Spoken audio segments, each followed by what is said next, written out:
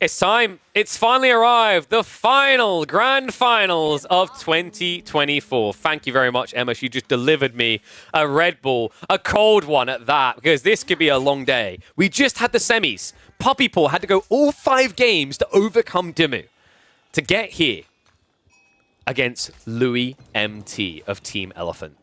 And it is going to open the exact same way that semis did. Zhu Ji versus Order the Dragon. In that game, it was wildly close in the end. A very unorthodox strategy, an all-in. I wouldn't expect an all-in from Louis. Louis is a lot more comfortable with the idea of a very long game, which is why I'm crapping it a little bit, because we're already about 6:30 p.m. local time. We're meant to be building a PC live after this Grand Finals. And if Louis MT gets his way, this Grand Finals could be 7 hours long. And what is up, Yowlock? Thank you for the other gifted sub. Legend. So, looking first of all, we need a good meditation garden. This one isn't too bad, actually, for Louis. He can probably clip all the berries and get about 30 wood plus the 25 gold, so it's not tragic for him.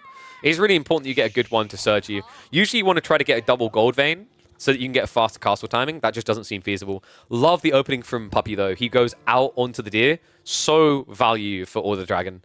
Because your villagers aren't really exposed. They just have so much raw HP, right?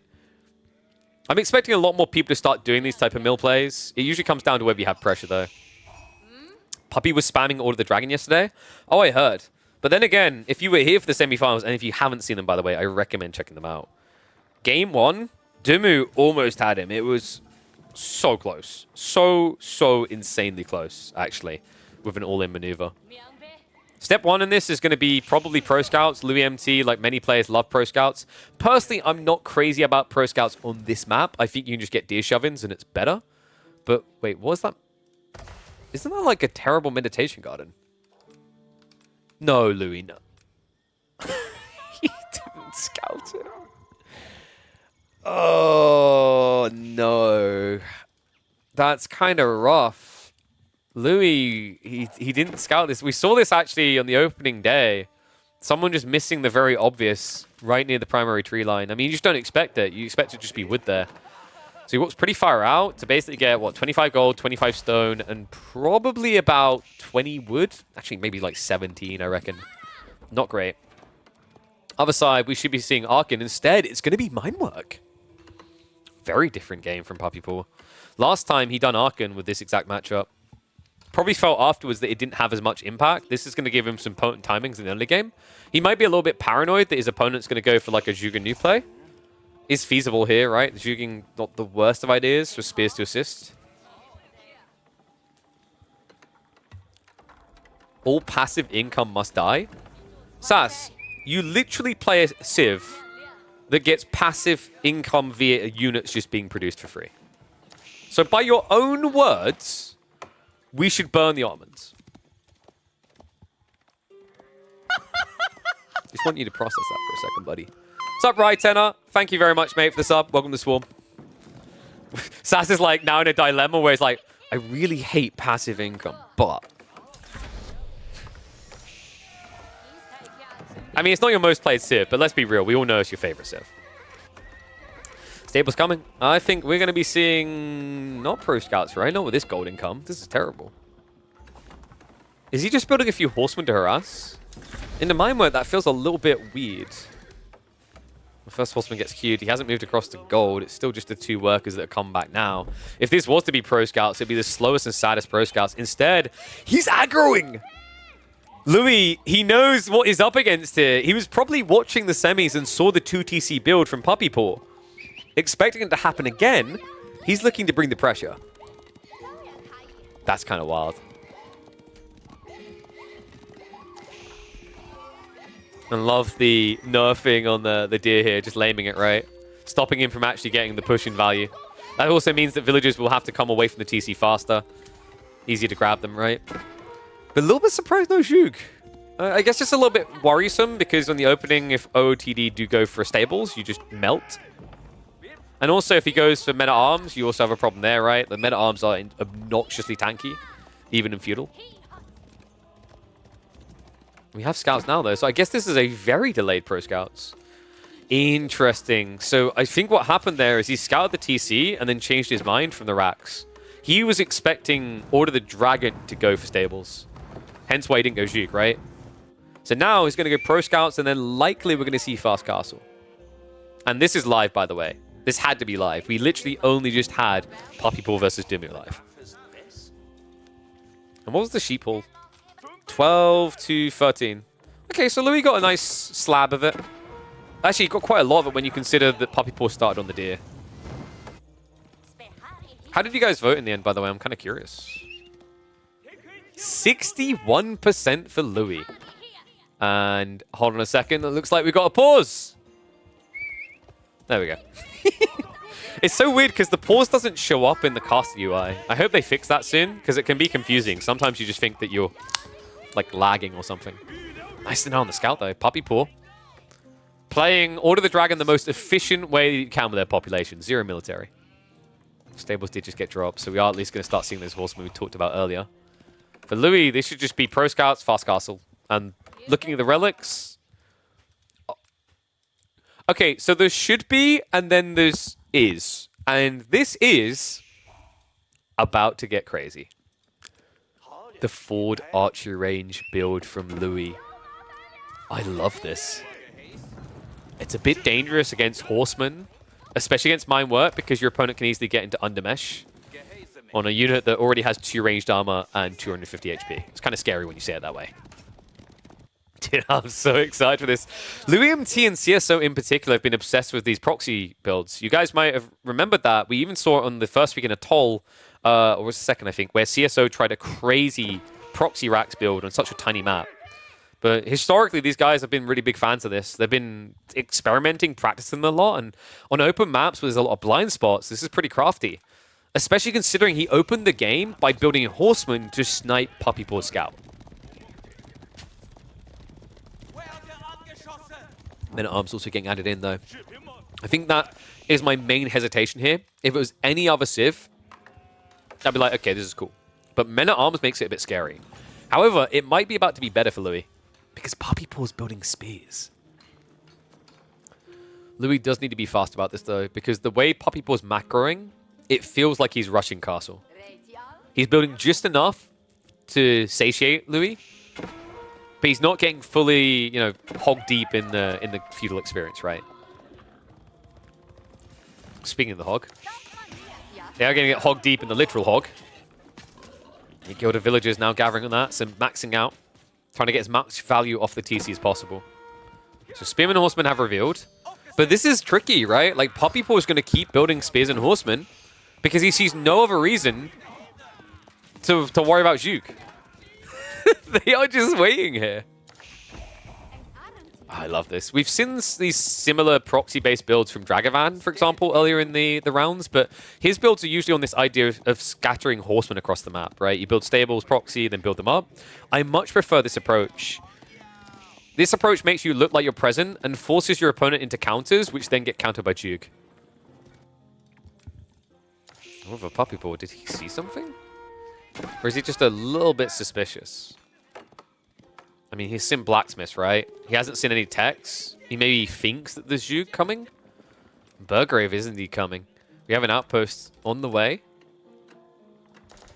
I feel as if Louis missed his timing here. I'm not entirely convinced by this. Why no Fast Castle Sushi? That's what I'm confused by. I think Fast Castle just makes a lot of sense for Juji. You get it cheap, you get it fast, and your opponent can't have prelates out already.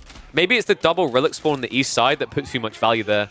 So you didn't want to give it to Puppy Paw, who realistically could have built a Regnitz here and gathered relics. But you have just revealed themselves, so Puppy Paw knows. He does need to get under mesh, though. He's a bit of a cheapskate right now. He's sitting with 500 gold, doesn't have the extra resources to get the tech. Awesome raids on the backside should be blocked by the spears now. With tech up complete. Do you just go Gilded Knights? I don't think so, right? You have to go Men-at-Arms.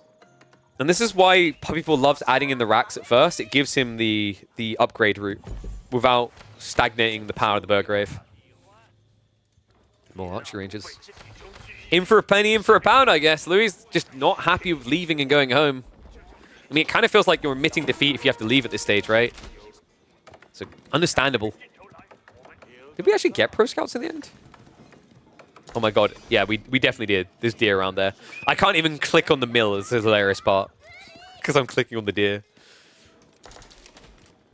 Louis, he's trying to go deeper. Yeah, I mean, this TC is kind of a blocker. You don't want to waste all your time here because the men-at-arms are coming. So why don't you find a unit that doesn't have armor? Fortifications on the way. You have at least got the undermesh in, but the men-at-arms upgrade isn't there yet. Undermesh is kind of unnecessary, actually, now that I think about it, right? Because, like, you've got the... Yeah, you've got 4 armor. You didn't actually need to even get undermesh here. But I guess it was taking too long to get veterancy. And that kind of freaked him out a bit. It was also worth it, at least for the villagers, right? Like, 1 extra armor with 98 HP due to textiles is kind of wacky. Louis, well, this is wacky. He's actually slowly making his way towards the castle while keeping the pressure going. First Gilded Knight is about to come out, but there are spears there waiting. Can't grab the villagers, though. Has to walk away. Can at least try to stab down the knight. Unfortunately, the A-clicks hit the men-at-arms. Yeah, this army is going to get burned. Second group is at least moving in. And Puppy Paw might start to get starved a little bit on food here. The weird part for Louis is he just can't really attack the enemy army. Why no rams? It's too slow. Like, you need tech up, right? If you go rams, he even went siege engineering, but if you commit to it now, E-repairs. It's going to take way too long for double ram to get through this. You'd have to go triple at least. And think about the cost of that, right? That's 600 resources. That's a third of what you require to go castle. Well, even more when you think about it, right? Because Tang Dynasty makes it so cheap. The tech up is now coming. Now, positives to Louis is that Puppy Paw's build means he hasn't gone for relics at all. So there's still a lot to grab off the map, the Shallow Monks. Still a kind of weird way to have played this. We had to snipe one of the villages. Looks like outposts are coming up. Louis, not having the scout here, unable to eyeball that. They're busy getting more of these. Yeah, I mean, this is the thing that I always find weird about pro scouts. I think even at the absolute highest level, like we're talking top 5 players, they fail to leverage scouts for their original purpose the moment they get pro scouts. They get kind of greedy, right? Because if he had a scout here, he'd be seeing the villager moves and be able to cut them off. Instead, he's just kind of blind guessing where they are and then hoping that he's right. And these are calculated guesses, right? They're realistic expectations of where your opponent should be. But it's still a guess. Guess we're going to be saying farewell to the archer rangers. Crossbows are at least coming out. Louis is going to have to buy some time for those crossbows, otherwise the men-at-arms are going to eat them up. Run, boys, run. Wait, he doesn't actually react. Oh, this is bad. Yeah, Puppy Paw realized it as well. With crossbows coming in, he's kind of countered. Like, everything he's doing right now, he loses to crossbows. So Puppy Paw is likely going to have to switch over into Gilded Archers. He's at least going to dive in with his men-at-arms at the other end, but Lancers are coming out to try and match up against that. Does need to supervise to get them out faster. The villagers will at least keep him safe. But what Louis really needs is damage. Yes, the upside is you've got crossbows on the front line. The downside is because you don't have archer rangers at home, you don't actually have the defensive units to assist you. Lancers will eventually clear up. That's a pretty good pull. One Shiganu just pulled a quarter of the available men-at-arms. Sorry, a third. Okay, so this was messy. Louis had a lot of out time here, which is why his count hasn't really increased. But the Lancers are gradually getting rid of this. Meanwhile, he's still fishing, but coming up dry on these eco kills. All right, ones if you think Louis is going to win. Twos if you think Puppy Paw's got it. It looks a bit rough, right? Louis hasn't built a monk yet. And Puppy is 15 gilded villages ahead. That's a huge lead. We haven't got a good meditation garden. We haven't got good timing for relics here. Louis, theoretically, should be able to do so much damage, but I think Puppy Paw is just giving a masterclass on defending this. In the grand scheme of things, he's barely lost anything. Louis. This forward base is about to come to a close. He went for the siege workshop, so apparently he was getting ready to slow siege this. Does at least cut the villages on the north side. Maybe to cut 1 or 2 down. Puppy Paw even hanging around for the house before leaving. Good micro from Louis. So we'll get a few villager kills. That's definitely not for nothing. However, this handful of men-at-arms, it's only 4 crossbows. The tricky part is identifying the crossbows. That's always the annoyance with Jugmas. When we zoom right in, we can see it. But remember, most players play like this. But that micro is questionable. Louis, he basically frontlined with the crossbows. Oops. All right, that's the freest win in a fight you can ask for. Meanwhile, the men-at-arms are already shuffling around the back, so he's cutting off reinforcements, and that is curtains closed. A questionable final fight there. And a questionable tier list. Where were we putting Order of the Dragon? Wasn't it a D tier, F tier, Z tier? Well, apparently they put Zhuji 6 feet under tier is where I'm sticking him next. Because that is now 2 for 2 OOTD versus Zhuji. What do you guys think? Is this that good of a matchup? Or is Puppy Paw just that damn good at the game? Let me know in the comments, and I'll catch you all in the next chapter. Well, an opening win for Puppy Paw, but a bit of a predicament for this next matchup. Baldland, English versus Byzantines. Game number 2 of midweek muster number 7. Byzantines have been looking pretty good in this matchup, folks. They have a few different options. The Kata build is oppressive. It beats you down into the dirt. Even just an opening with longbows can stranglehold the English, especially when they have forward spawning resources. Let's see what Puppy Paw's got in mind. Baldland, definitely an interesting map. Actually, I feel like Pro Scouts has been quite dominant on here, but neither of these civs should be looking for that. Outfit reminds me a little of Ali G. Oh, no. Dude, I'm telling you, it's the orange tint on the glasses that's making you say that. I'll show you after the grand finals what this jacket is. It's actually really incredible. It's one of my favorite jackets. By the way, guys, reminder that after this, on this fine 19th of December, we're going to be building a new PC after this grand finals. And what is up, K0000000? Thank you for the sub. Welcome to Swarm. Remember, if you're watching this live or later, do feel free to hop in and drop a sub. It helps us on our journey to making full-time content creation sustainable. The dream. And a dream that I actually kicked off on a long time ago. I leaned over into esports for a long time, but funnily enough, actually, it was my dream to be a full-time content creator. Back in 2016, I think it was. Damn. Swings and roundabouts, baby. Oh. Still regret not being that ragey kid that gets 1 million views by playing COD when I was 12, though. That could have been an angle. So, Lou MC, we're probably going to be looking at Grand Winery here. Love this from Puppy Paw. Council Hall. Okay, so hear me out. Like, usually the play here is Byzantine just go fast castle, cataphract. Boom. But the scary thing here is on this particular map, Baldland tends to spawn your gold forward or to the side forward. A longbow rush will cut that. So Louis MT needs to scout the problem coming and set up an outpost, but he'd need 2 outposts here with arrow slits. And if you go double outpost arrow slits, you're really sacrificing a lot of your income via assistance. Could be the Jinxie of AoE 4. That's an interesting angle. What about the Jinxie strategy games? I don't know, I'm kind of curious. Like, would people be interested in seeing more than just AoE 4 content on this channel? Like, you know, Europa Universalis 5 is theoretically somewhere in 2025, probably.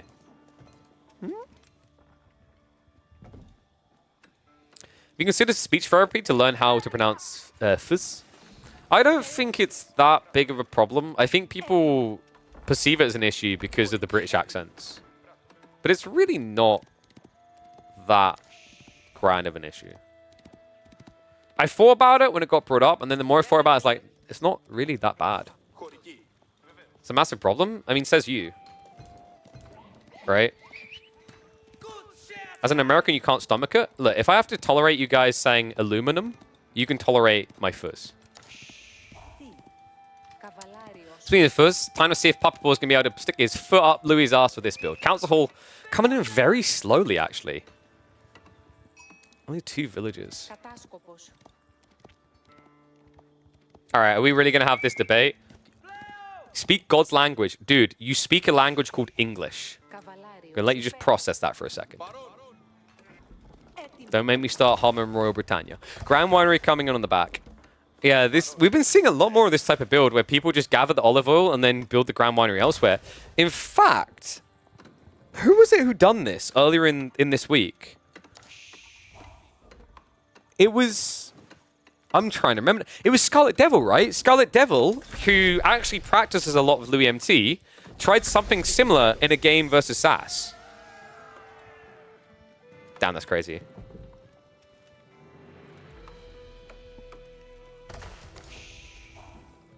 I mean, SAS is in chat right now. He'll recall this build. It looked very weird.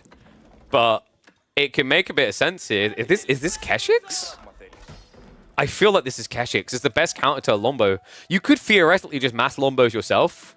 But, like, long-term, that's a play that works against you against Council Hall. Yeah, it's Keshix. We've got Eastern Mercenary contract now on the way.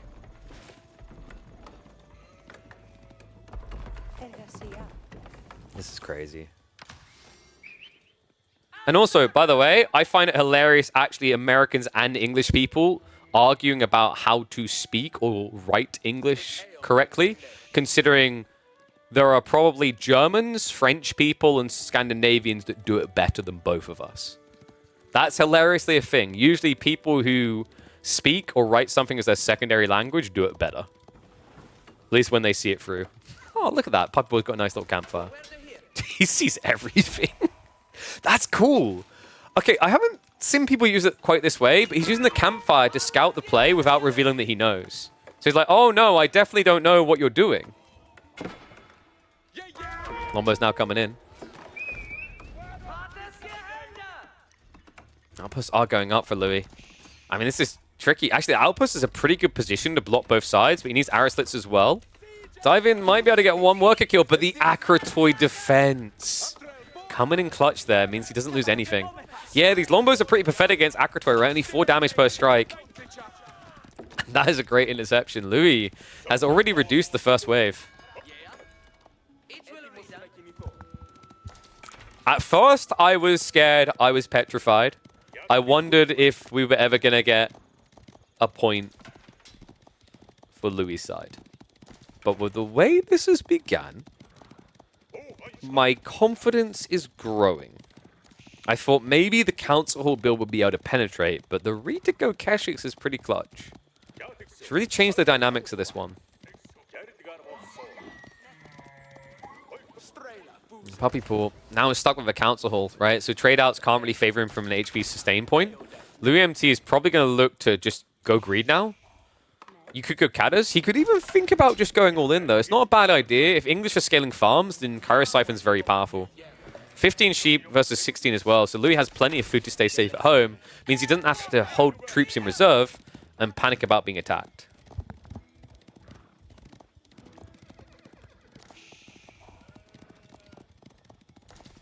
Also because this language is easy. I mean, English, this is the thing. Like, I don't know. I feel like you actually want the language that's most popular globally to be an easy one, though.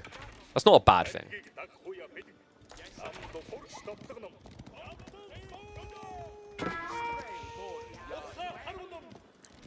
So, Puppy Paw is at least getting enough troops to hold back. But Louis, he did reveal the archers. Puppy Paw has to be suspicious of it, though. I don't like the idea of Louis playing a long age here because Keshix aren't that scalable. That's always been the issue in this matchup. Is like, even if you played the Lombo contract, you played on a timing attack and still went castle. Because if you played a long feudal, I mean, dude, English can build infinite Lombos. Until you set up groves, you can't do the same. And yes, AoE 4 is quite popular in China. So we need to work even harder to make it more popular in the West. Subscribe. And wait, no. Okay, he's doing it now. System's getting connected. We do have blacksmiths. He's going to play the age more. This is sick, though. There's a big issue for Puppy Paw. He never made space in his build for a blacksmiths. In fact, I think he's rushing castle now. Louis could kill him. Gonna be rough when Hindi or Chinese catch up. Yeah, but is Chinese or Hindi really easier to learn than English? I mean, it's not as complicated as Japanese, but I struggle to believe it's easier than English. I guess it's like regional bias, right? It's like in the Asian region, possibly it's easier to do.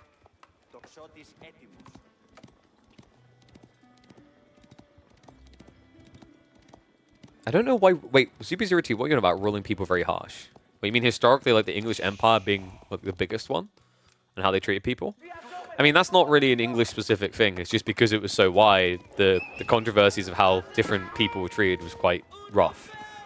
That, like, the bad treatment of people who are seen as outsiders is not exactly a foreign thing. Like, take India, for example. England took over dominating that region, but before that, it was dominated by basically people who came from the Persian regions.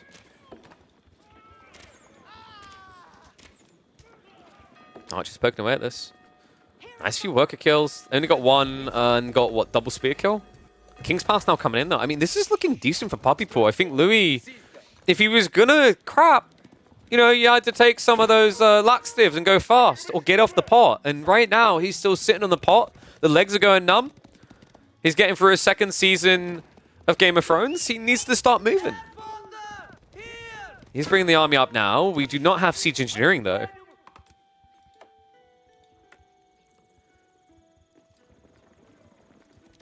This is crazy.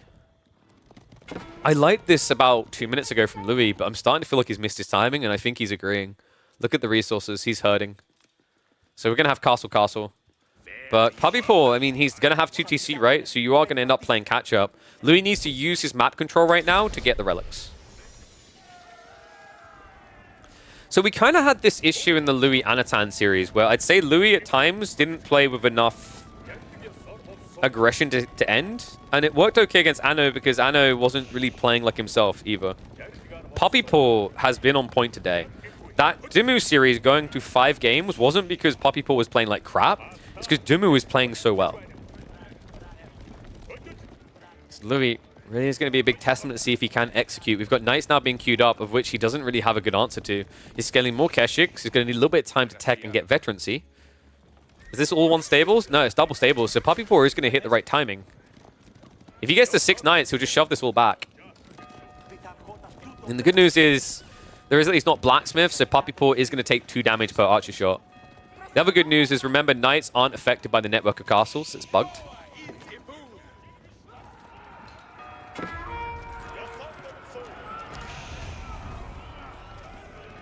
English people live under bad... What's foundation? You mean foundation? If you're talking about the state of the English economy now, yeah, tell me about it, buddy. It's very expensive to live in this country and very questionable whether it's worth it.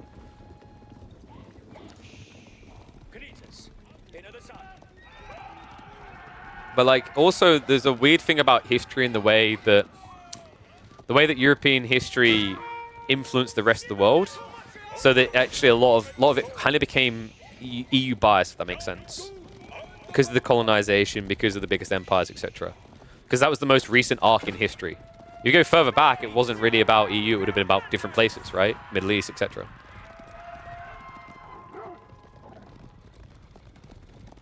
It's a very nice country, though. I don't know. I don't know. It's a bit weird when people like ones if you think English is a very nice country if you've been there and you like not if you just blind haven't been there. You're like no. I find it's like if you live here, you feel very differently. But I think that's true for everyone. Like I've been to different countries that I thought were absolutely beautiful. Because it's like you grow up with a certain scenic your whole life, right? That's why I'm gutted we're not doing this tournament in the month because you all got used to European temperate. My tournament was going to literally be all winter biome. Don't know if that would have been a good or bad thing yet, to be honest. So, tech up's complete on both sides. We do have veterancy coming through. Puppy Paw is playing towards relics, though. And he's doing so with a slight advantage. He's even finding the wiggle room to go for the centrals. Knights are really baited the entire force back for Louis. Oh, man, this is rough. Keshiks will really not beat Knights in equal numbers. You really need to try living in some third world countries and say Britain is bad. Would you consider Ukraine... I don't know if I want to say Ukraine's third world. In Kyiv, it's like second world, right? I lived in Kyiv for 3 months. I actually thought it was a very nice place. Very nice people. The people maketh the place as well. I mean, third world, we're talking like, African countries without infrastructure, for example, right? So I'd like Ukraine's like second world? I don't know. I don't know how people catalog those things. Anyway, we do have Some Night Raids coming in, a little bit of chip damage being done. And remember, this is still 2 TC versus 1. Louis kind of has some problems on scaling right now. He doesn't have a Grand Winery setup of Olive Groves. He doesn't have 2 TC. He doesn't have relics. He lost the Monk. So right now, the only person who's really getting ups is Puppy Paw. This is getting tough, man. I just think that Louis had a window and he half leaned into it instead of attacking. And now he's getting punished for not being committed, right? This is kind of really important at the highest level of play. I think gone are the days where you leave yourself a big, clear backup plan. If you have a timing and you try to play for it, play for it. There was a really solid-looking engagement point here for Louis that he pretty much skimped on. And now we're in the English territory.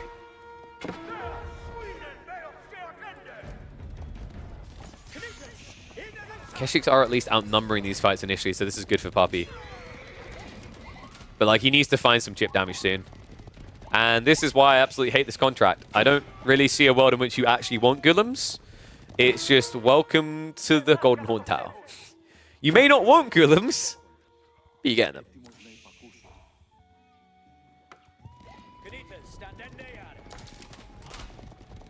Jeez, I like how this has gone deeply political. I don't think you really need to ask where I stand as a freelance caster who likes traveling around the world and needs to for my work, how I feel about Brexit. What I love is, in a way, this is all relevant because there is an English pick in the game. So we have at least got one relic on the way home for Louis. 2 TC is coming in now. It had to, but it's so late at this point that if he doesn't start doing some damage, Puppy Paw is going to bypass into Imperial. And then it's going to be a Wingard build. And then it's going to be a lot of Raiders.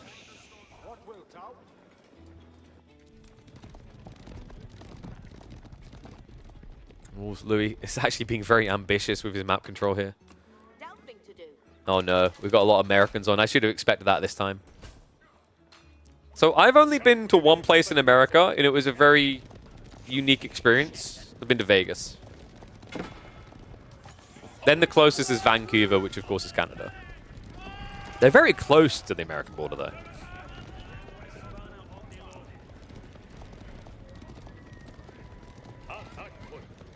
I think Vancouver, like, and Canadians can correct me if I'm wrong, is probably the most American Canadian city.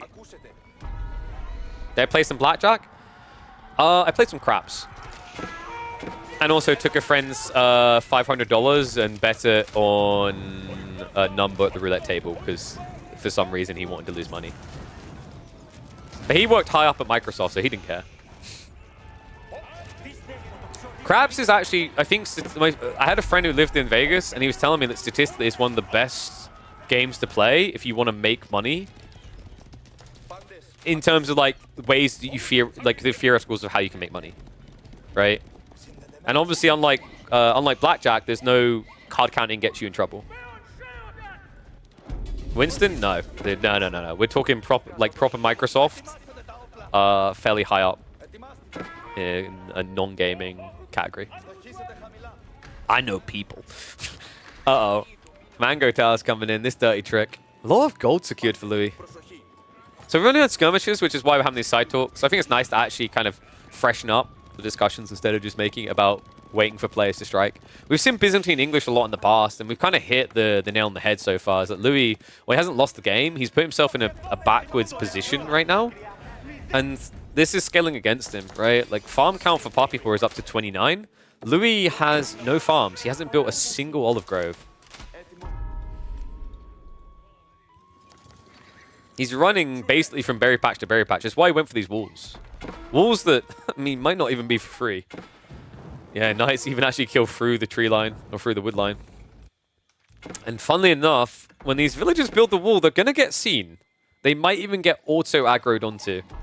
He realizes it at least, so he does back away. Wow.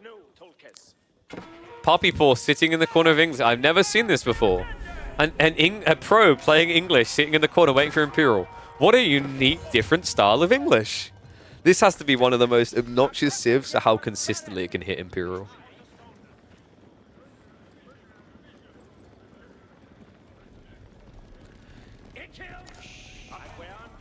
Oh, and that was the other thing my friend was saying with craps, is like, it's not necessarily that it'll make you thousands and thousands of dollars a night, but it's like, you can quite easily, if you play the logical numbers, break even, which is good for partying in Vegas, because if you're playing at the table, I don't know if you guys have been to Vegas, you get drinks for free. Well, for free, right? Like, free. As in, you are gambling money that you are over time expected to lose, so it's not really free. All creeping from the Keshix, but good reaction by Puppy Paw. He was thinking about marching up, and now he's pulling all the way back home. A little bit of chip damage being done there, but it is still a substantial lead. The farm split was 3-2 relics. Did he put them in the Grand Winery? Yeah, so he's just generating olive oil. I think having the gold might just be a bit better here. Especially when you go for Eastern Contract. Nice micro as well. Louis just actually started stepping to get the maximum damage out. That was a bit cheeky fast, actually. Blackjack is the best. Oh, dude, like, Blackjack, I mean, I used to love the idea of Blackjack, but, you know, you can't card count. They'll boot you out. It's not even illegal. There's a really cool creator who used to be a magician who's done a fantastic series on Blackjack. If you guys have not watched it, I highly recommend it. He goes in deep. He basically, like, he's been going around America in the last year or two in disguises, card counting to see, like, how much money you can make. He has a full, like, series on it. It's really, really entertaining. So Louis has done a good deal at doing damage, right? Like, it's a 12 villager difference now, and they're both heading for the Imperial Age. And yes, Cow is correct. His name is Stephen Bridges. And Keshis have pretty much been mobbed, but I think Louis done a good job of actually shrinking the gap. He's going Imperial. Walls are going up as well. I mean, the annoying thing about English is they don't even need to now reach extra gold veins to be in late game. It slows down them reaching late game, but Enclosures does a lot for them. And right now, Puppy Paw, he has 41 farms to party with. The Wingard on the back is going to give him a timing into Raiders. Definitely want to be looking at Wingard Raiders here. The initial Knights are going to be good at chipping at your opponent's economy. And the Horsemen are going to be invaluable against mass crossbow archers. What doesn't Cow know? How to beat Voldemar. Sorry, Cow.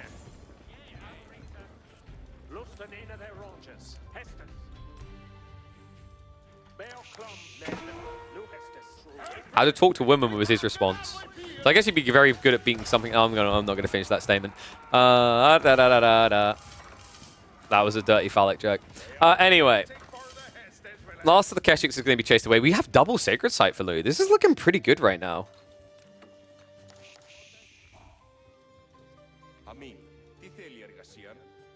I mean, he does need some keep drops. That's my only concern right now, is Stone Gathering would go a long way here.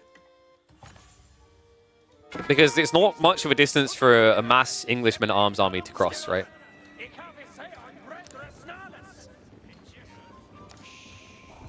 What is low culture? Wait, what are we on about now?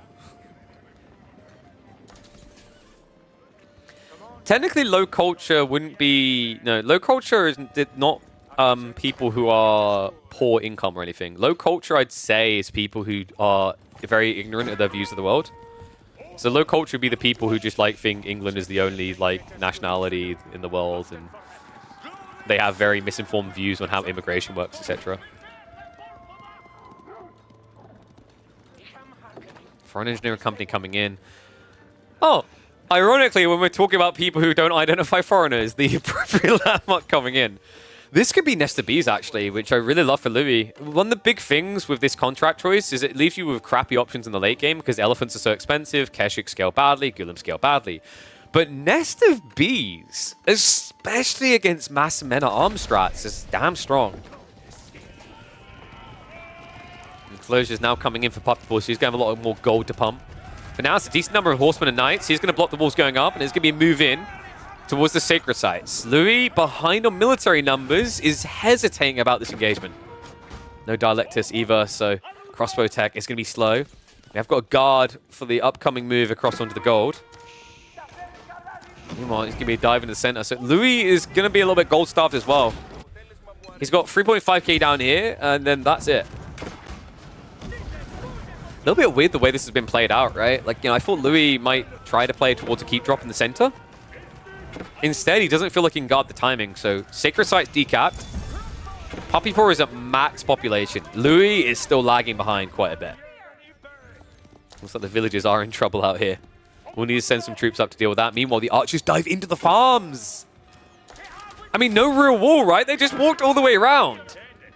And Louis is like, well, I don't want these in the late game. Why would I want to build archers against longbows? Might as well get what I can out of them. And what he's getting is the villager lead. Dive coming the other way, though. Puppy Paw, not one to be outdone. It's another trade. I love how many of these games have turned into attack-attack trades. If you have to come home to defend, you're just losing out. So instead, they both look for their edge. Nest of Bees, two in the formation right now. Mango now to play with as well. But the Horsemen are also in, and the Crossbows are front-lining. Louis MT can't stand his ground here. And he can't do enough damage. His army's going to get mopped up. And Mango's come out to try and deal with the archers. The Horsemen raid as well. So yes, Puppy Paw has lost villagers, but what he now has is permanence in the Byzantine base. And what he now has is a 2-point lead. No denying it. These crossbows are leading him straight to the tree line. Something that Puppy Paw will definitely check. And curtains closed on game number 2. Puppy Paw looking to blitzkrieg his way towards a victory. Best of 7, though. We still get at least 2 more. But I think the lesson Louis needs to take here is urgency. There was a time in that early game where he could have done a lot to punish Puppy Paw, but he fell back into the limbo, and he almost fell back looking for his comfortable late game. You don't want to do that against Puppy Paw. He's capable in the early, but historically, this is a guy who used to aim for the mid-late game more than most. Now he's obviously refreshed for his early presence, but he's still no stranger to those 40-plus minute games. Let's see what's going to happen next. Catch you in the next map. Any idea how to buff HRE? Welcome back to game number 3. Puppy Paw is looking like he needs a nerf. 2-0 up in our grand finals, the final midweek muster, number 7 of 2024. We're here to see if Louis can bite back. He chose Archipelago after both of them actually used the best Archipelago picks in game number 1. So now we get Ayyubids versus Japanese. This is a bit of an interesting one. I've seen 1 or 2 players trying Japanese. I think M7 in particular keeps picking Japanese on this map. Archipelago from the EGC, by the way. So this is the improved version. The spawns are actually very balanced. I like this map. I will, if I'm going to use Archipelago in the future, always use this map over the vanilla one in the game. I just think it's superior in every way. But Japan is all about that early timing. However, Ayyubids are as well. Usually this Civ is going to be going for advancement. Meanwhile, for Japanese, because their fishing boats are so cheap, they scale their economy early game very well. But what they don't really have is clear dramatic advantages in the long feudal. Even copper plating, which is this really cool tech that gives you 2 fire and ranged armor, doesn't come in until age 3. So curious to see if either player really wants to play age 2, or if this turns into some weird kind of fast castle. Spawn islands are always the same, though. Should change it up. It's something I thought would be cool, but it's kind of tricky. I'm of mixed feelings about changing the spawns. I think it could be cool. The negatives of doing so is that it has a profound effect on the design of early game. Because in current early game, you don't have to scout at all. Whereas if you introduce that scouting, it becomes really imba from a RNG standpoint. Like, if I scout the wrong way and I don't find you, but you find me, it's kind of like a GG, because you're a fishing boat up because yours will come back sooner and mine's still looking. So yeah, it's a little bit odd. I think preferably what I'd love to see, maybe an improvement from Caillou, is that you have 2 types of spawns. This one, where you're side to side, and then one where you're polar opposites. That does create a very different dynamic from spawn to spawn, but it could be interesting.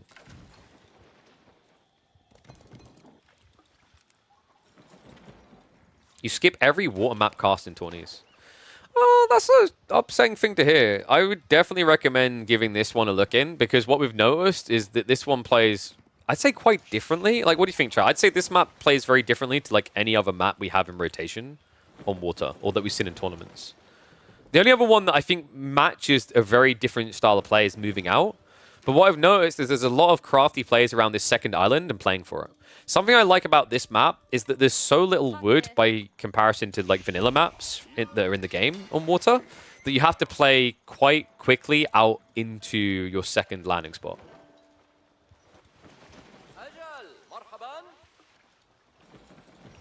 So, Cooker Township on the way. I think we are going to be getting some aggro. Love this.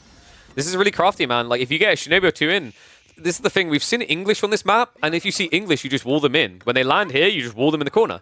You can't do that to the Japanese. They'll just hop over. Meanwhile, Louis, his timing is a lot later. This can't be advancement. He would have teched it. So, are we getting Desert Raider to counter the Shinobi? Or is this about logistics? Maybe industry? Very early industry. Kind of a wild idea, but it would give you the wood for the boats. No, it's... We're getting transpo plays. They're both looking to drop on their opponent's island. I love this. This is the thing that's cool. And by the way, in fairness, like this is maybe why... This is an argument the other way for keeping the spawns always like this. Is if you had opposite spawns, you don't get these transport ship drops as much. This is the distance between their islands. That's it. And although a player can theoretically guard it, a transport ship is very tanky in the early game. So you can, at least in the beginning, get these cool land plays.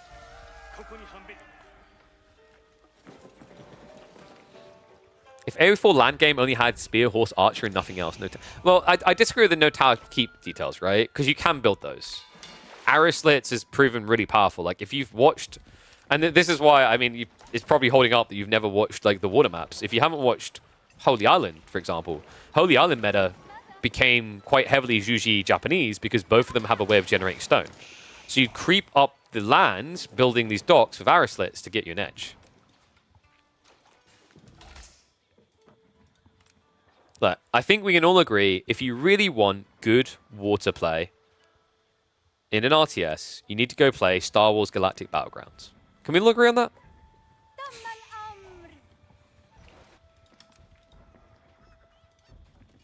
Or we just get the Navy SEALs from Red Alert 2 and mind-controlled squids.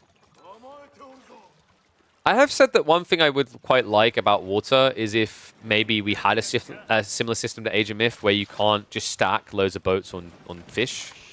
The reason I like that idea is it kind of like makes it hard for you to lose 20 ships and then just replace them, right? That's actually something that I praise about Archipelago compared to the normal one. This EGC Archipelago, there's only 4 fishing in range of you, right?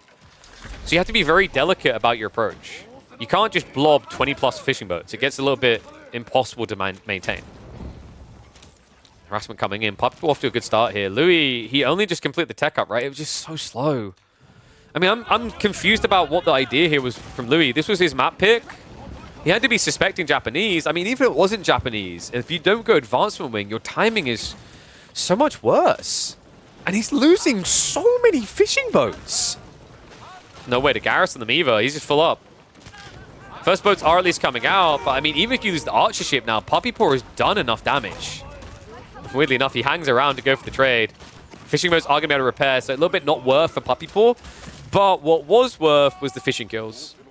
Louis needed to lose something here. He was up to 8 fishing boats. Puppy Paw is only at 4, which is kind of crazy when you consider how cheap his boats are. Why can't we have water keeps? I really think the easy answer to that is, if you think about how long it takes for water to kill a dock, do you really want something that's tankier than a dock on the water? I'm personally not a fan of more entrenchment mechanics. Did we really like when the meta is 15 walls and 15 keeps?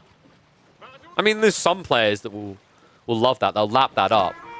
They'll lap that up like it's Bailey's at Christmas, right?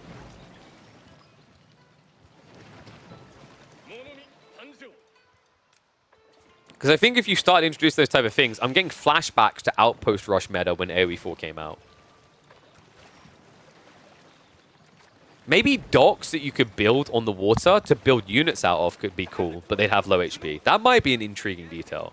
But I don't feel like I'd personally want to see more defensive buildings. Like, is there anyone who'd actually want to see more defensive elements? That would give you strategic depth, but that kind of reminds me of on water when players don't push sorry, on land rather, when players don't push up and build a proxy base so they can keep pushing. Right? Oh, you gotta be kidding me. He could just try to transport land right now. This one should never be. Oh man, Louis loves body blocking. He'd be a great MOBA player. So that's the shit on the island, but that is going to be a dead transpo, theoretically, right? Nah, he doesn't man the sails. So Shinobi's at least alive, but that got really weird. I'm not going to lie, folks, this whole matchup is very weird. Ayu Japanese is not what I would have expected. Usually this is primarily... So picks you usually see on Archipelago here, just like most water maps, it's usually going to be Juji, Chinese, are like the S tiers. English. We've seen some people trying Rus. It's not that great. At least in my opinion. I don't. You have to like win in the first 2 or 3 minutes or it sucks. What else is there that's popular, guys? I think those are the leads of the pack. We saw some people experiment Abbasids. Order the Dragon is actually surprisingly good. Well, I say surprisingly. It shouldn't really be a surprise. A civ that suffers with population gets put in an equal situation for population usage. What if we gave OOTD boats that were twice the size? No, stop.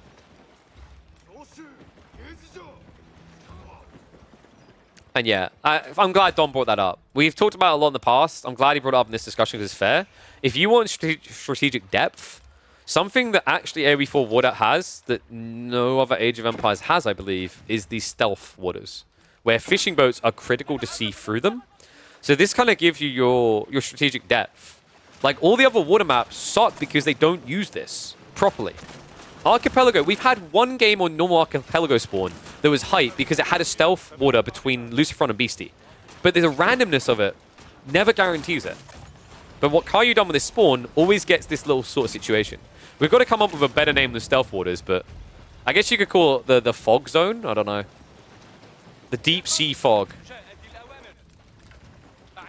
But it allows for ambush plays, which is really, really fun to watch. So you have to trade off. If you want to see into them beforehand, you need to pull a fishing boat away from gathering. Kelp? Is that its technical name?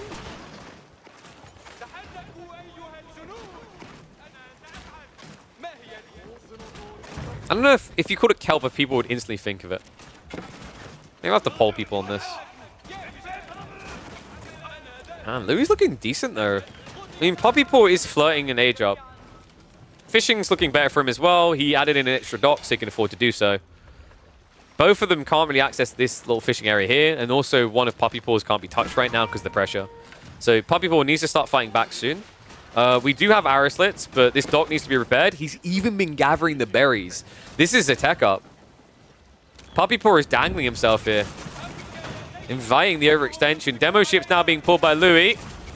Needs to pull back. Counter demos in. Man the sails to get away. And the archer ships will be able to gap close. But this is looking bad. Puppy Paw a little bit greedy. The micro. Oh my god. What? He didn't lose a single Springle chip. Unbelievable here. Now Louis has at least been able to pressure the dock. The repairs coming in, but that is sacrificing villagers. There's Puppy Paw in a little bit of a panic. Remember, Springle shots, 2 of them just to kill 1 villager is easy peasy. And Puppy Paw was clearly trying for that tech play. The greed of it. That's why Louis, despite that demo ship pull, is still ahead on military. He needs to repair, pull back, get that tech up now. He spent way too much on this. I mean, Puppy Paw, credit to him. Did he? Wait. I think Louis has been skipping villager production. We're at 41 to 40. Louis should definitely not be behind on villagers, folks. He killed, like, what, 3 actual villagers. I don't believe Puppy Paw killed anything the other way. His Shinobi is still on the island.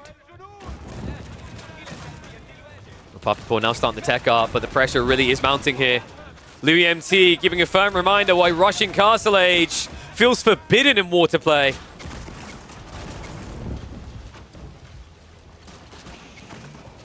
And I think he might get the age up, but I don't think he's going to get anything out of it but a loss. Not unless Louis does something silly. Not unless he gets distracted, loses to mass demos, but there's no sneaky dock behind. He keeps pressing in, and now he can reach the fishing.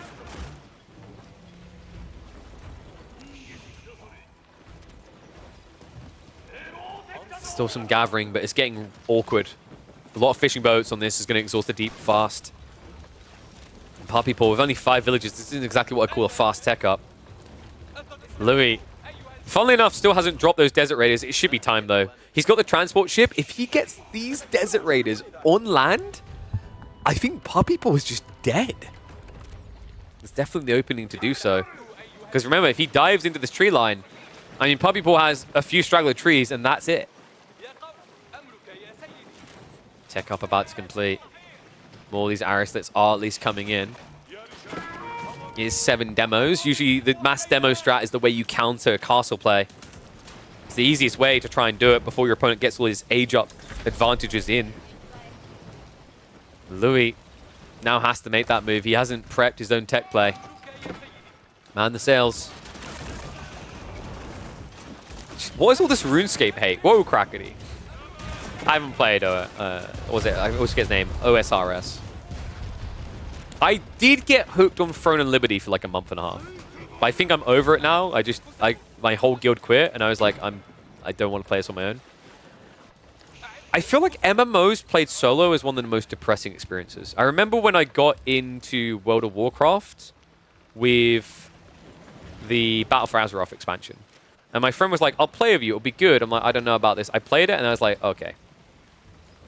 He stopped playing with me. He went and played with his like late game guild. And I pretty much maxed out and I was bored. MMOs have to be played with friends to be enjoyed. Although OSRS is probably the, like, when I used to play RuneScape, I'd say it felt like a weird exception to the play with friends rule. But now, here to play with all your friends on the tree line. Ladies and gentlemen, the camels. What noise does a camel make? I don't know if that's the noise. I haven't, funnily enough, heard many real-life camels before. This is rough, though. Puppy Paw. We warned about this, right?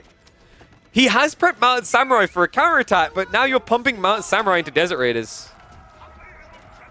The good news, at least, is, you know, even with the unease and the armor, because these are only feudal, you should be able to beat them. But Louis is halfway to his tech up. Advancement coming in fast. This is crazy. Puppy Paw, there's still a potential opening to try and sneak a drop. He's stabilized on water. He's got his upgrades coming in, some more health to work with. Desert Raiders are still being a little bit of a nuisance. Puppy Paw does need to be a bit careful on his tree line here. This many Mount Samurai, this is a bit tricky, right? Like, he's outnumbered. He needs the assistance still. Meanwhile, water fight resumes. Puppy Paw almost reaching him. We're also seeing a sneak demo play. This is sick. He's trying to look for mass fishing boats. Louis done a really good job, though. He's only got 8 fishing boats. He spread them out. Tech up complete. Puppy Paw up at 10 fishing. The demo's coming in. But the archer's ship... Wait, what? What? What? What? I have no words. But what? Are you kidding me? He also lost boats over here. What the hell was that? I can't believe that from Louis. What a slip-up. Demo's now coming in the other way. So Puppy Paw gets the hit back. Louis was so busy trying to micro away from it. He still got walloped, and he gets walloped again. Unbelievable. Well, we haven't got the screen in screen, so apologies for that, folks. We were so distracted by the demos not moving. It's because there was a fight here, which I think sunk 4 boats. Louis has lost that huge naval advantage he had before. And now we're approaching the next uncomfortable phase of the game, the point where you have to move out to your second islands. The tree line is already exhausted for Louis. The tree line is almost gone for Puppy Paw. We should be seeing transport ships soon. And Louis going to be the first to make his move. Puppy Paw really needs to mirror this. It's kind of crazy he hasn't moved out yet himself. I mean, the tree line isn't gone, sure, but you want to do this while there's a little bit of a lull, a little bit of a calm before the storm resumes.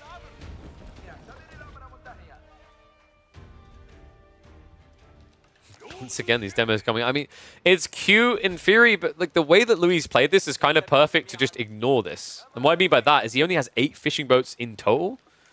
It's almost like Puppy Paw is expecting to be up at 12 to 16, right? Like he wants that demo situation where you find 8 on 1 deep water. But Louis instantly pulls away. He's like, you can have the 2. You're not going to have more.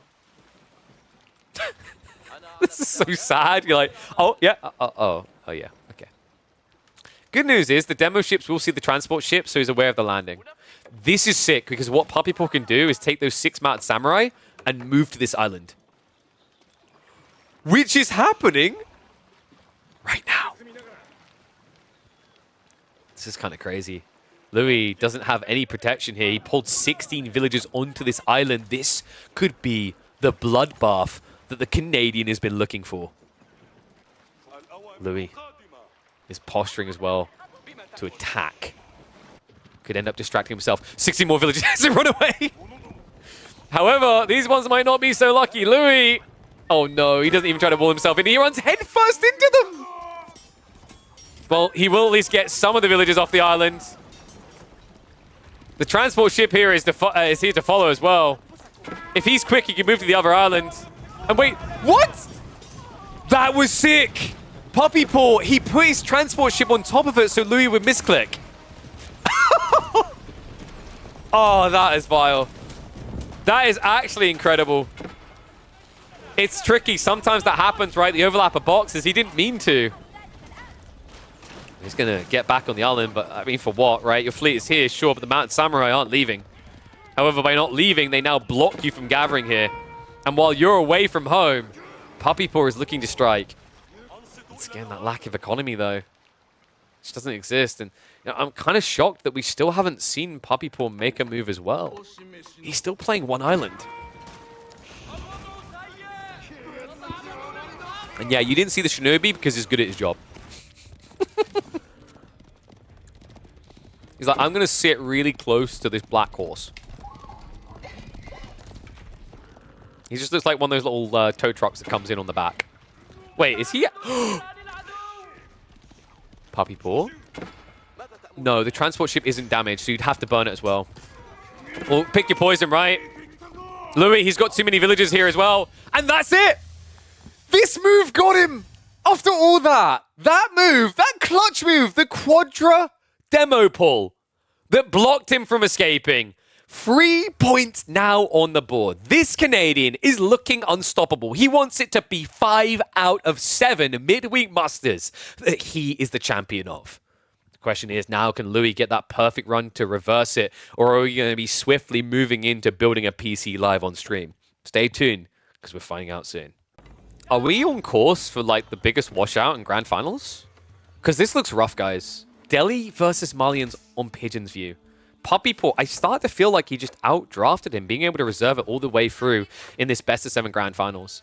It's crazy how close that Dumu Puppy Paw set was, but now Louis MT, a very talented individual, someone who's able to Frio Anatand, is stuck playing Malians into Delhi. Oh boy. So this has not often gone well for Delhi, but something that might inspire Louis is, if you guys haven't seen it, I recommend checking the VODs. Dumu versus B had an incredible Delhi versus Malian game where Dumu was playing Malians. He proved that it can be possible to hold your own as Malians. Let's see if Louis is paying attention.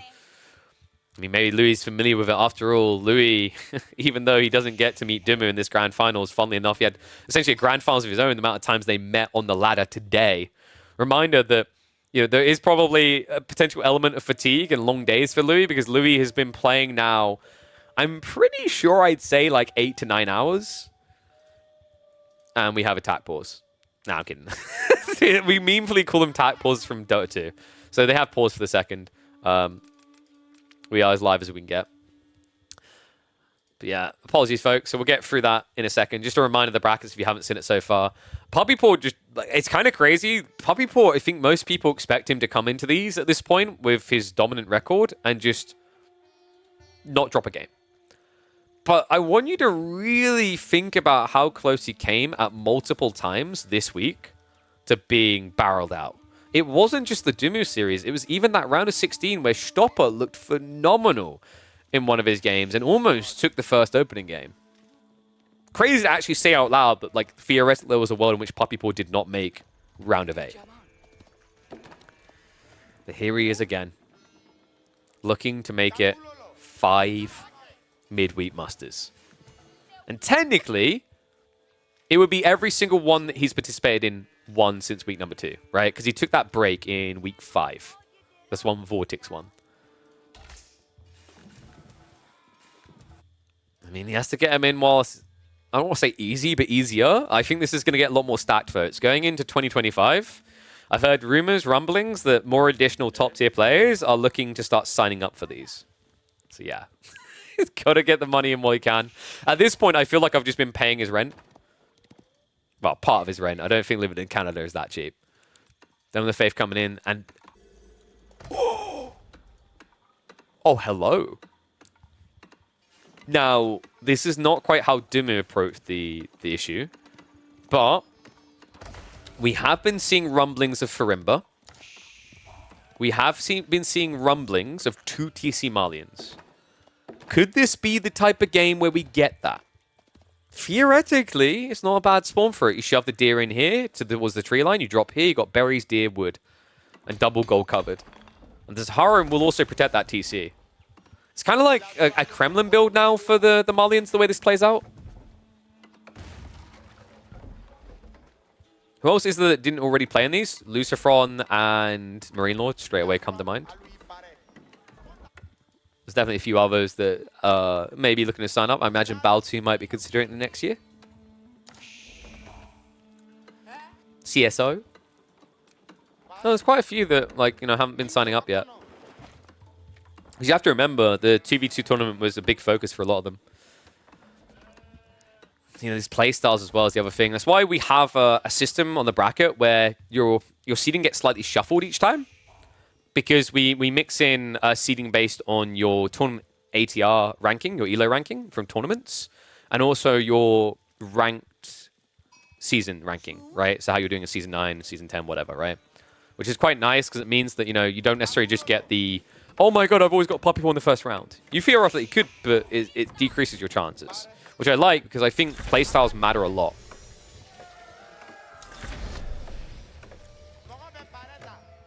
So tech up's complete. Remember, this is actually a really good map for Delhi in general. I'm a bit worried that Louis is indeed thinking 2TC. How much is on the wood? Okay, he's not, thank goodness. The problem with 2TC is in theory it's cool, but in practice against Delhi bad, right? Like Delhi is probably one of the hardest civs in the game to 2TC because the Sacred Site win condition. It just forces you to come out too fast.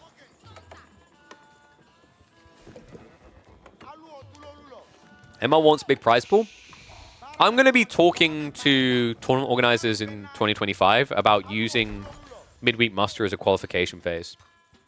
Not for every slot, but like inviting 2 to 4 people, for example. Because I think it's actually a very good representation of who's the best in the game. Right? It's a weekly tournament that's accessible. I don't want to make it feel like players have to play every week, which is why we're like careful with that. But let's say like on your average performances or whatnot to help qualify. I quite like that. My whole goal with this is to kind of give a baseline, somewhere to practice, somewhere to play for players. And I think we've been nailing with that so far. So very quiet opening game. Wait, are we? Okay, because that pause, I think we're slightly behind. I'm just going to hit the fast forward here. There we go, we're now live. And we had pro scouts. Okay, so Louis is just trying to absorb as much and stay condensed. What's the wing condition in his eyes here, though? He's not adding in any ranches. He's stockpiling. I think this is fast castle Farimba, which feels very odd against Ghazi. In theory, Mansa Mustafadi aren't terrible, right? But you probably want Donzos. The idea behind Mansa Mustafadi not being terrible, by the way, is because Ghazi will suffer against 4 melee armor. They'll still trade reasonably well with 12 base damage. And that's why I think it's weird. I've said this before, like maybe Farimba's buff, what it needs is an option to build Mansa Donzos. Right, so give more options on there. Because like right now, Farimba feels very situational because a lot of the unit comps just don't add up. Like, you know, we don't see mass javelins as much in feudal anymore. We never see mass Musafadi, so you don't have that scale point. So then you're left with freeborn.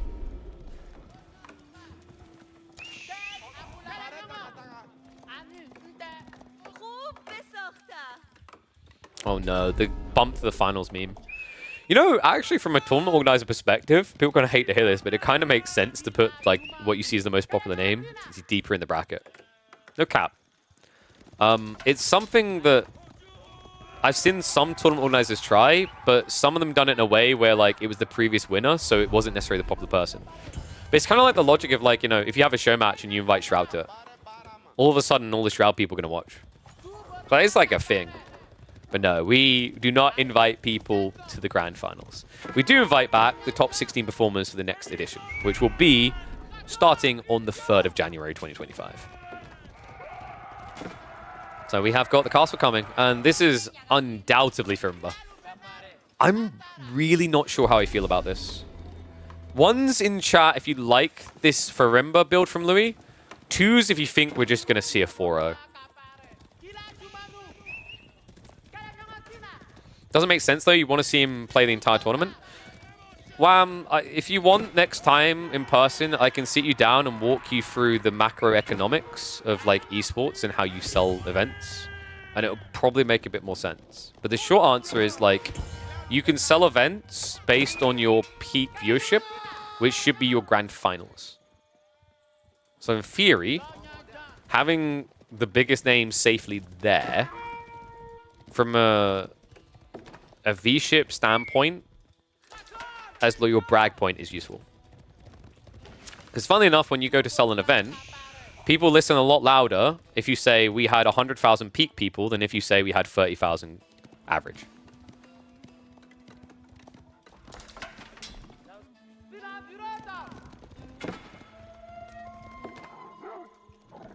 So Firimba coming in, I mean, this has to be Musafadi, right?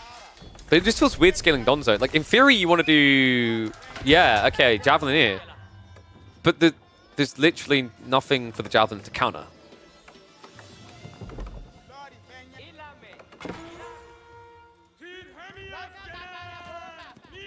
Oh, wham. Like, to argue that kind of scope, look at NAC right now. They've invited all the most popular names, right? So it is kind of a thing. Straight for just like grand finals or whatever. Like, dude, you're trying to argue into Red Bull, which is like, I get your point, but also at the same time, just kind of weird after you like went and cast the grand finals and took the money. But like, I'm saying in general with a whole wide tournament aspect. Depending on the format, it can backfire. Like I've said, like I remember when I done WSOE and they invited a team that had disbanded over a year ago. Grand finals came around, the team got completely washed. It was one of the most underwhelming grand finals.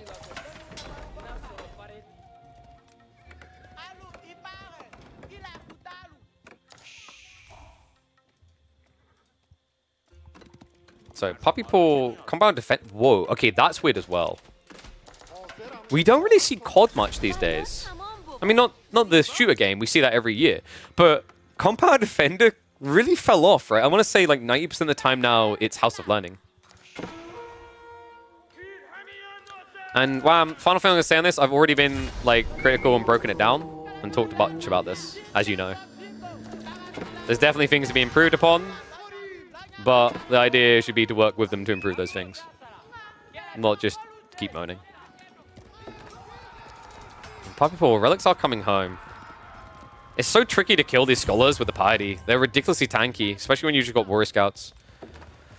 Louis, to me, this just doesn't feel like it's hit. This Mansa Javelineer idea in Fury is good because these units are fast, they've got the poison damage, but you're playing them with Donzos that move at 1.25, so realistically your comp isn't moving.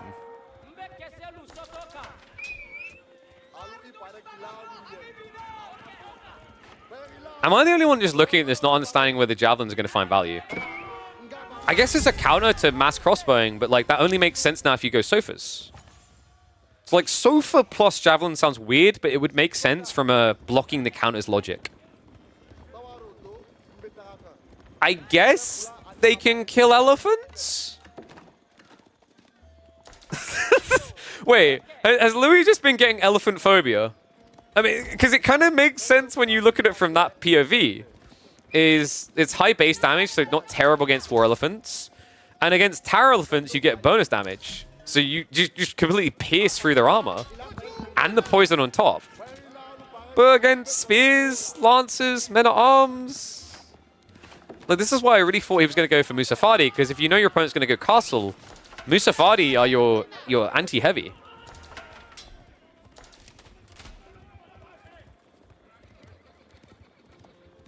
You go Jazz versus Poppy because you know he's itching to make cross. Don, the genius. And it's not just Poppy, it's everyone's itching to make crossbows. So Louis is just trying to get ahead of the curve. Cool idea, just trying to hide in the stealth forest, but I believe, yeah, we have a scout, had a scout nearby. That guy should be dead. Should be dead. He's not going to die, is he? Are you kidding me? 2 HP. Still, gets him off the stone, which is kind of awkward considering this is a compound defender build. I'm starting to think Puppy Paw might have been wishing he went House of Learning. Like, if I was sitting there right now as him, I'd be a bit weirded out that I've got Javeliniers here. Not your usual play, right? And what is up, Wickeds, guys? Thank you very much for the sub, mate. Welcome to Swarm. Appreciate the support. Let's get a sub train going. Gotta get it in fast. You could be marked at the beginning of Louis MT's golden recovery. I mean, right now, things do look okay. I'm not going to say crazy good. Military numbers are skewed. It's not 54. You have to minus 16 from that. So Louis has the edge there. Javelineers does give you an air of quality. Also, Puppy Paw now just not able to address the Donzos. So it's kind of wacky. He pretty much just wanted Donzos to carry the whole engagement. And the Javelins protected them against Archer Switch, but who protects them against the MAA? I mean, in theory, it's good for the movement speed. You can always shuffle away. Puppy Paw is brute forcing his way through this through this Donzo line, rather, with the deli. And we still have Stone Gathering. So Louis is just kind of on the clock because Puppy Paw is gradually getting towards a keep drop. Is poison against good against deli? Healing removes the poison effect? I mean, the problem is, like, are you going to have the healer there quick enough, right? At this point, yes, but earlier on, no. I think Louis was looking for a timing attack. I just don't think that time exists anymore. Before anyone's too harsh on Louis, I really want you to, like, process that this is a very hard matchup for Malians. Like, it might actually be one of the hardest, if not hardest. I'm trying to think of matchups that are more difficult for them. This one is tough, though. So, like, before anyone goes hard in on him going, I can't believe, like he's playing this way, he's tried to do something different. And yeah, he may be getting rolled by Puppy Paw, but the dude made the grand finals. Like, you do realize he 3-0'd Anatand. He 2-0'd Kiljadi to get here. And right now, if we're being frankly honest, losing to Puppy Paw is not exactly an insult. This guy right now feels like the one to beat. Now, obviously, there's question marks until we see Marine Lord in a 1v1 format. Maybe he'll join us for midweek musters in 2025, but right now, this is the new beast. If this is a puppy, it's a Dasher Hound. It's a Rottweiler. It's a pit bull. Now, this boy's about to give him the horns. Louis MT caught with an overextension here. No other word for it, right? He's out of position. Behind this, it's still 3 relics for Puppy Paw, nothing for Louis. Very unorthodox. Usually there's a man who always rushes towards the relics, but he never got there. Now the Javelin's starting to get intercepted. Other scary part is, like, if Puppy Paw just rushes the text, he could have Force March. No, he's only single blacksmiths, though. So a bit unfortunate, missed the trick there. That would actually have given him away, just rushing in and ending the game straight away. I'd like to see Beastie versus someone like Puppy versus someone like Beastie. Yeah, guys, you need to wake up. Beastie got 3-0'd by Anatan last week. And it wasn't even a close. Like, I think one of the 3 games felt close. The final game felt like one of the biggest, like, beatdowns we've had. You may be a fan of Beastie and you're used to watching Beastie and Marine Lord, but it's wake-up time. The new generation is brewing. They're rising up. Puppy Paw and Wham have had standout years here. Louis MT at the beginning of the year rised up strong. Anatan towards the end of the year, rising up strong. And others are nibbling the heels of the legacy players. which, by the way, you should be hyped for because this is your new generation of AoE 4 gamers. They started here, they're thriving here. And Puppy Paw is one of those key members. With a 4-0 victory, he will win the final midweek muster of 2024. Congrats to Puppy Paw, man. 4-0, absolute domination. That means he has won 5 of the 7 total midweek musters so far. But don't worry, folks. This series will return in 2025. Kicking off on January the 3rd, we will be running midweek musters January through all the way to June. So Puppy Paw, you might have got an early start, mate. But we're going to have to see that consistency for about 20 plus more events. 22, actually, because we're taking the break. To see what he can do. Let me know who you think is going to be the champion. At the end of it, who do you think will have more midweek muster trophy lifts than anyone else? Let me know in the comments. I'll catch you all in the next chapter.